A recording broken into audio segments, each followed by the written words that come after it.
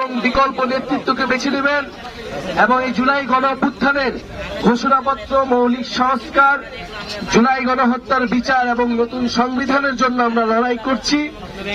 অবশ্যই জুলাই আগস্টের মধ্যেই জুলাই ঘোষণাপত্র দিতে হবে এবং এর সাংবিধানিক ভিত্তি থাকবে এই জুলাই ঘোষণাপত্রের, যেই কারণে আমাদের দেশের হাজারো মানুষ রক্ত দিয়েছে, জীবন দিয়েছে।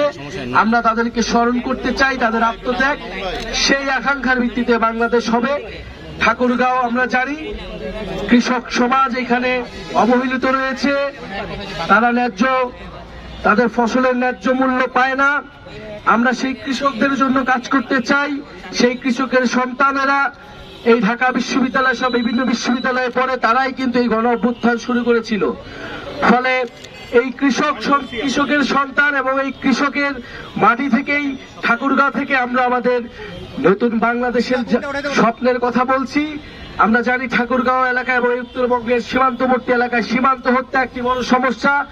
ভারতীয় সীমান্ত রক্ষী বাহিনী বাংলাদেশের নাগরিকদের নির্বিচারে গুলি করে হত্যা করে, বাংলাদেশের মানুষের মানবাধিকার হরণ করে এবং ইতিমধ্যে সাম্প্রতিক সময় আমরা দেখি যে ভারতের যারা মুসলিম রয়েছে তাদেরকে অবৈধ অভিবাসী বলে বাংলাদেশে পুশিন করার চেষ্টা করা হয়। আমরা হুঁশিয়ারি দিতে চাই, এটা হাসিনার বাংলাদেশ নয়, এটা গণ অভ্যুত্থান পরে ছাত্র জনতার বাংলাদেশ। বাংলাদেশ পন্থীদের হাতেই বাংলাদেশ চলবে। ফলে এই সীমান্ত হত্যা যে কোনো মূল্যে আমরা বন্ধ করব এবং উত্তরবঙ্গের ঠাকুরগাঁও সহ যে অবহেলিত জেলাগুলো রয়েছে সেখানে কোনো ধরনের আঞ্চলিক বৈষম্য, অর্থনৈতিক বৈষম্য থাকবে না। শিক্ষা, স্বাস্থ্য, কর্মসংস্থান এবং তথ্য প্রযুক্তি এবং যোগাযোগ ক্ষেত্রে উন্নয়ন প্রয়োজন।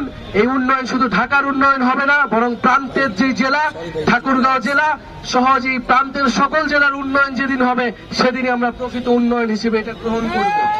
ইনশাআল্লাহ আমরা আজকে খুব সংক্ষিপ্তভাবে কথা বলছি। আপনাদের সামনে আসতে পেরে আমাদের ভালো লাগছে। আপনাদের সহযোগিতা, সমর্থন কামনা করছি। ইনশাআল্লাহ আমরা আগামী দিনগুলোতে একসাথে কাঁধে কাঁধ মিলিয়ে ঠাকুরগাঁও জেলার উন্নয়ন, মর্যাদার ঠাকুরগাঁও জেলা গড়ে তুলব, মর্যাদার বাংলাদেশ গড়ে তুলব।